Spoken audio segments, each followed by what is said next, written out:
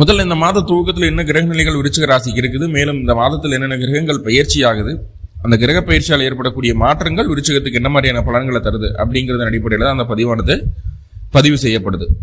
So அப்போ இந்த மாத துவக்கத்தில் என்ன கிரக நிலைகள் விருச்சிகத்துக்கு இருக்கு அப்படின்னு சொல்லி பார்த்துட்டோம் அப்படின்னா, ராசிக்கு 4ஆம் இடமான சுகஸ்தானத்தில் சனி பகவான், அர்த்தராஷ்டம சனி அப்படின்னு சொல்லக்கூடிய ஒரு அமைப்புல சனி பகவான் இருக்கக்கூடிய ஒரு சூழல்.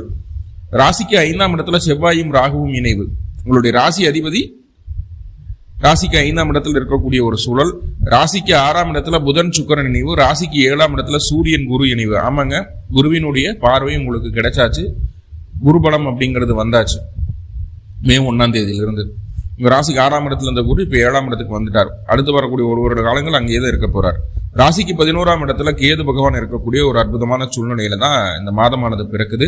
மேலும் இந்த மாதத்துல என்னென்ன கிரக பயிற்சிகள் நடக்குது அப்படின்னு சொல்லி பார்த்துட்டோம்னா, முதல்ல வைகாசி 1 வைகாசி 32 வரைக்கும் சூரிய பகவான் மேசராசிலிருந்து ரிஷப ராசிக்கு பிரவேசம் பண்ணக்கூடிய ஒரு சூழ்நிலை இருக்குது. இந்த மாதம் முழுக்க சூரியன் ரிஷபத்துல தான் இருக்க போறார். ரெண்டாவதா வைகாசி மாதம் 6ஆம் தேதி 19/5/2024 அன்னைக்கு சுக்கிர பகவான் உங்களுடைய ராசிக்கு 7ஆம் அதிபதி 6ஆம் வீட்டில் இருந்துட்டு இருந்தார் இது நாள் வரைக்கும். இப்போ ராசிக்கு 7ஆம் இடத்துக்கு பயிற்சி ஆகக்கூடிய ஒரு சூழ்நிலை. சுக்கிரன் 6ஆம் இடத்துல இருந்து 7ஆம் இடமான ரிஷபத்துக்கு பயிற்சி ஆகும்போது சுக்கிரன் அங்க ஆட்சி பலம் அடைகிறார். இப்போ சுக்கிரன் 7ஆம் இடத்துல பலம் அடைகிறதுனால என்னென்ன நன்மைகள் அப்படிங்கிறத அந்த பதிவுல பார்க்க போறோம். ரெண்டாவதா வைகாசி 18ஆம் தேதி 31/5/2024 அன்னைக்கு புதன் அப்படின்னு சொல்லக்கூடிய கிரகமும் உங்க ராசிக்கு 6ஆம் இடத்துல இருந்து 7ஆம் இடத்துக்கு பயிற்சி ஆகிறார். புதன் 7ஆம் இடத்துக்கு வருவது நல்லதா அப்படின்னு கேட்டா, பல வகைகள்ல அது நன்மை, ஒரு சில இடங்கள்ல கொஞ்சம் பாதிப்புகளையும் கொடுக்குது. சுக்கிரனை போல புதன் இல்லை. அப்போ புதனால என்னென்ன விஷயங்கள் நடக்க போகுது அப்படிங்கிறதையும் பார்க்க போறோம். ஃபைனலா ரொம்ப முக்கியமான கிரகம் உங்களுடைய ராசிக்கு, உங்களுடைய லக்னத்திற்கு ரொம்ப முக்கியமான கிரகம் யாரு அப்படின்னு சொல்லி பார்த்தீங்கன்னா செவ்வாய் பகவான். செவ்வாய் அப்படின்னு சொல்லக்கூடிய கிரகம் உங்க ராசிக்கு 5ஆம் இடத்துல இருந்து 6ஆம் இடத்துக்கு பயிற்சி ஆகிறார். 6ஆம் இடத்துக்கு தான் போறாரு உங்க ராசி அதிபதி. அதனால உங்களுக்கு நெகட்டிவா அப்படின்னு கேட்டா கண்டிப்பா நெகட்டிவ் இல்லை, அதுலயும் சின்ன சின்ன விஷயங்கள் பாசிட்டிவா இருக்க போகுது. ஏன்னா இதற்கு முன்பு உங்களுடைய ராசி அதிபதி அப்படின்னு சொல்லக்கூடிய செவ்வாய் கடந்த 2 மாதங்களா வகை கிரகங்களோடவே பயணம் செய்யக்கூடிய ஒரு சூழ்நிலை ஆயிடுச்சு. முன்னாடி சனி பகவான் கூட கும்பத்துல, இப்போ ராகு கூட மீனத்துல இருக்கக்கூடிய ஒரு அமைப்பு. இந்த பிரச்சனைகள் எல்லாம் நிவர்த்தியாகி ஃப்ரீயா தன்னோட வீட்டுல உட்காரக்கூடிய சூழல் அப்படின்னு பார்த்துட்டீங்கன்னா இந்த வைகாசி மாதம் 19ஆம் தேதி ஜூன் 1. ஸோ அந்த டைம்ல உங்களோட ராசி அதிபதி முழுக்க பலம் அடையக்கூடிய ஒரு சூழல். உங்க ராசி அதிபதி பலம் அடைஞ்சாலும் உங்க ராசியை பார்த்துருவாரு, 6ஆம் இடத்துல மறைஞ்சாலும் உங்க ராசியை பார்த்துருவாரு. அது ஒரு நல்ல விஷயம், ரைட்டா? அப்ப இந்த மாத இறுதியில சுக்கிரன் அப்படின்னு சொல்லக்கூடிய கிரகம், அதாவது வைகாசி 30ஆம் தேதி 12/6/2024 அன்னைக்கு சுக்கிரன் 7ஆம் இடத்துல இருந்து 8ஆம் இடத்துக்கு பயிற்சி ஆகிறாரு. அதே போல புதன் 32ஆம் தேதி வைகாசி 32ஆம் தேதி புதன் பகவான் 14/6/2024 அன்னைக்கு 7ஆம் இடத்துல இருந்து 8ஆம் இடமான மிதுன ராசிக்கு பயிற்சி ஆகிறார். இது இந்த மாத கடைசியில தான் வருது. அப்ப இதுக்கு உண்டான பலன்கள் எல்லாமே அடுத்த மாதம் தான் நிகழப்போகுது அப்படிங்கிறத புரிஞ்சுக்குவாங்க. அப்போ இங்கே பிரச்சனைகள் கிடையாது. 8ஆம் இடத்துக்கு போறது அப்படிங்கிறது அது அடுத்த மாசம் என்ன நடக்க போதோ அடுத்த மாசம் பார்த்துக்குவோம். இப்ப இருக்க வரைக்கும் இந்த கிரக நிலைகள் தான், இந்த கிரக பயிற்சிகள் தான் உங்களுக்கு முழுக்க பேச போது. இது கோச்சார பலன் தானே சார் அப்படின்னா கண்டிப்பா கோச்சார பலன் தான். ஆனா ஒவ்வொரு கிரகமா சொல்லிட்டு வரும்போது அந்த கிரகங்களுடைய தசாபுத்தி உங்களுடைய சுய ஜாதகத்தில் நடந்துட்டு இருந்தது அப்படின்னா கண்டிப்பா அதுக்கு உண்டான பலன் உங்களுக்கு பூரணமா முழுமையா கிடைக்கும். நடக்காம போறதுக்கு வாய்ப்புகளே இல்லை அப்படிங்கறத புரிஞ்சுக்க வேண்டியது. ஓகே, இப்போ சூரியன் அப்படின்னு சொல்லக்கூடிய கிரகம் என்ன செய்யுது உங்களுக்கு அப்படின்னு சொல்லி பார்ப்போம். இந்த மாசத்துல முதல்ல சூரியன் அப்படின்னு சொல்லக்கூடிய கிரகம் உங்க லக்ன ராசிப்படி அவர் தொழில் ஸ்தானத்துக்கு அதிபதி, கர்மஸ்தானத்துக்கு அதிபதி. லக்னத்திற்கு 7ஆம் இடத்துல அமரக்கூடிய ஒரு சூழல், லக்னத்திற்கு 7ஆம் இடத்துல அமரக்கூடிய ஒரு சூழல். சூரியனுடைய பார்வை உங்களுடைய ராசிக்கு கிடைக்குது. தனி தேஜஸ் வந்துருங்க உங்களுக்கு. 100 பேர் இருந்தாலும் அதுல தனியா துண்டா தெரிவிங்க. ஏன்னா உங்களுடைய செயல் திறன் அந்த மாதிரி இருக்க போகுது. செயல்திறன் அந்த மாதிரி இருக்க போது தனித்துவமான சில விஷயங்களை செய்யக்கூடிய ஒரு வாய்ப்புகள் உங்களுக்கு தேடி வரும். அந்த வாய்ப்புகளை சரியா பயன்படுத்திக்குவீங்க. வெளியூர், வெளிமாநில, வெளிநாட்டு சம்பந்தமான பயணங்கள் மேற்கொள்ளணும் முயற்சி எடுத்தீங்கன்னா அது உங்களுக்கு சக்சஸ்ஃபுல்லா நடக்கிறதுக்குண்டான வாய்ப்புகள் இருக்குது. உங்களுக்கு உண்டான பதவி, கௌரவம், பெயர், புகழ், அந்தஸ்து எல்லாமே இந்த சூரிய பகவான் ஏற்படுத்தி தரப்போகுது. எந்நேரமும் தொழில் சிந்தனை, வேலை வேலை வேலை வேலை, தொழில் தொழில் தொழில், இது இப்பயே தான் இருக்க போறீங்க. மனசுக்குள்ள அதிகப்படியான கற்பனை எண்ணங்கள் உருவாக போகுது. இப்ப எந்நேரமும் தொழில் சிந்தனையா இருக்கும்போது குடும்பத்தை கவனிக்கணும், குழந்தைகளை கவனிக்கணும், கணவன் மனைவிக்குள்ள பிரிவினை வராம பார்த்துக்கிறணும்.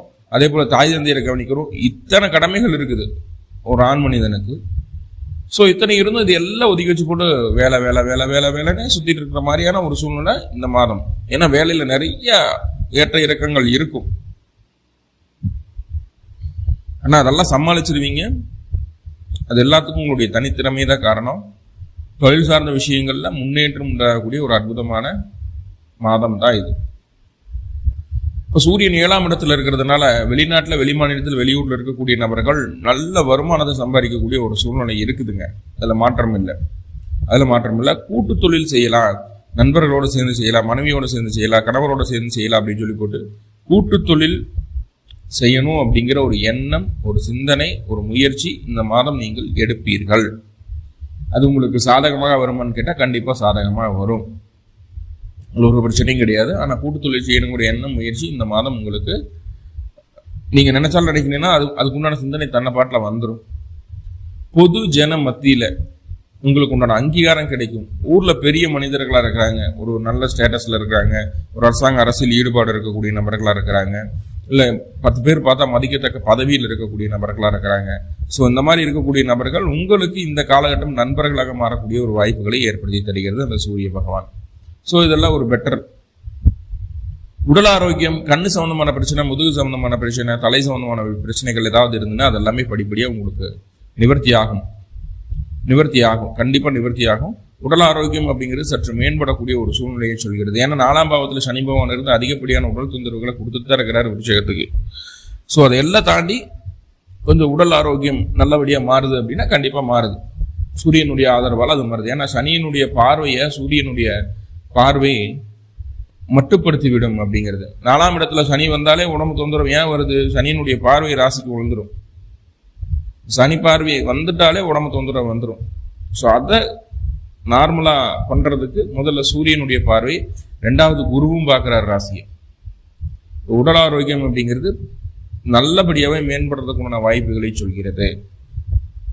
சரியான மருத்துவம் கிடைக்கும், சரியான டாக்டர் கிட்ட போவீங்க, நல்ல உணவுகள் கிடைக்கும், நல்ல ஒரு அட்மாஸ்பியர் உருவாகும், நல்ல பாசிட்டிவிட்டியான ஒரு விஷயங்கள் எல்லாமே பேசுவதை கேட்பீங்க, ரெடி ஆகிங்கிற நம்பிக்கை வரும். இது எல்லாமே உங்களுக்கு பாசிட்டிவா இருக்கக்கூடிய ஒரு அமைப்பு தான்.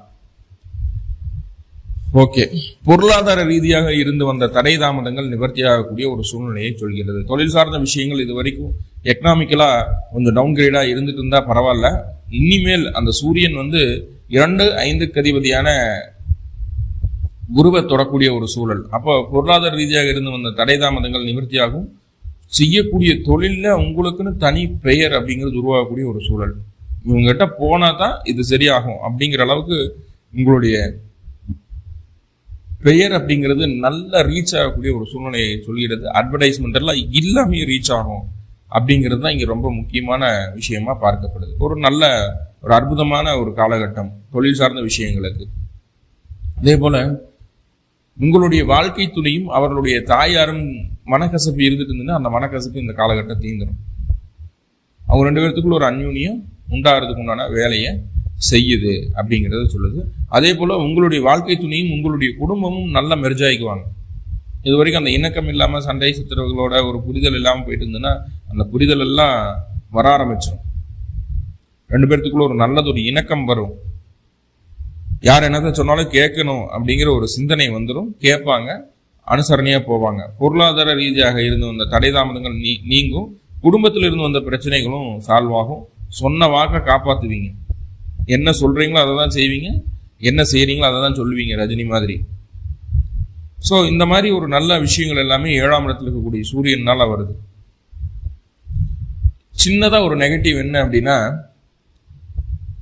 இது எல்லாம் நல்லதுதான், ஆனா இதெல்லாம் என்னால மட்டும்தான் முடியும், நான் மட்டும்தான் பண்ணுவேன். சுற்றி இருக்கிறவங்களுக்கு அந்த அளவுக்கு திறமை இல்லை, நான் ஒரு பெரிய திறமைசாலி அப்படின்ற ஒரு தலைகணம் வரக்கூடாது. ஆனால் அந்த சூரியன் அந்த தலைகணத்தை கொடுக்கறதுக்கு தயாராக தான் இருக்கிறார்.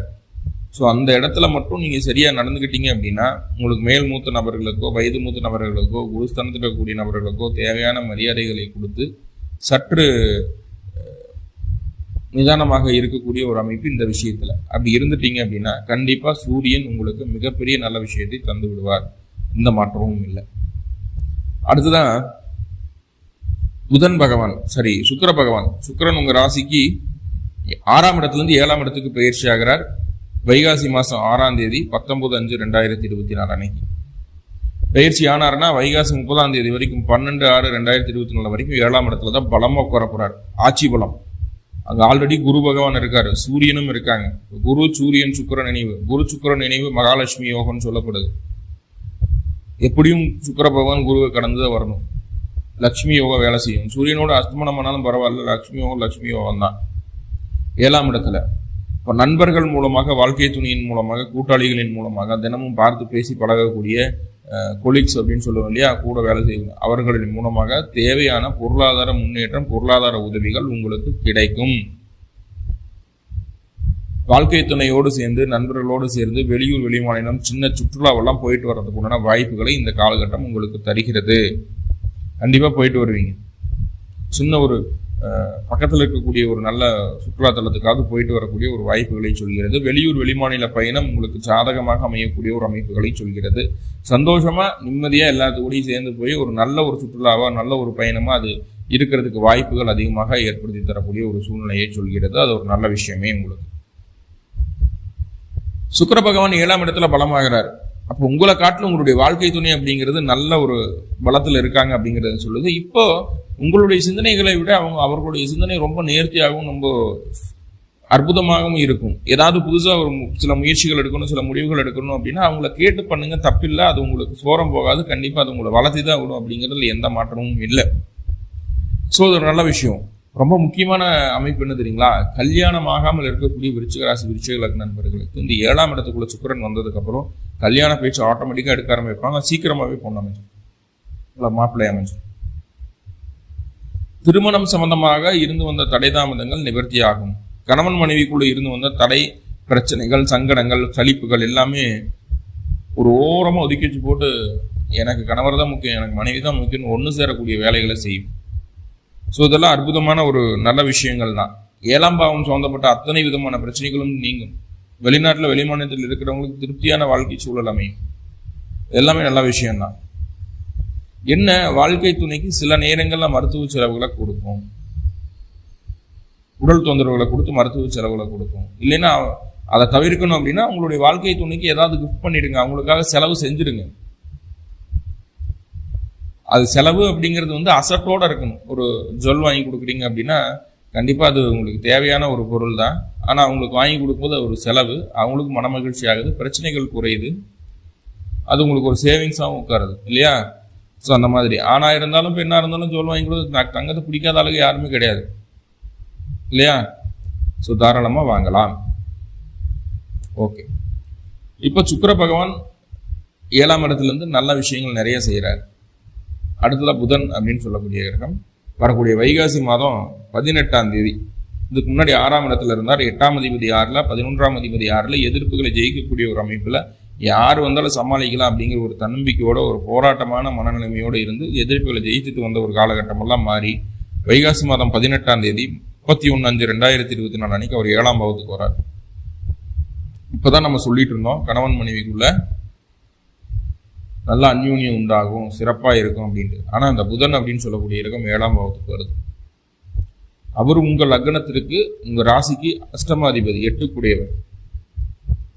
அப்போ இவர் என்ன நினைப்பார் அப்படின்னா, இந்த 3 கிரகங்களையும், சூரியனை, குருவை, சுக்கிரன், அந்த 3 கிரகங்களையும் தாண்டி கணவன் மனைவிக்குள்ள பிரச்சனையும் கொடுக்கணும், நண்பர்களுக்குள்ள பிரச்சனையும் கொடுக்கணும் அப்படிங்கிற ஒரு நோக்கத்தோட உள்ள வருவார்.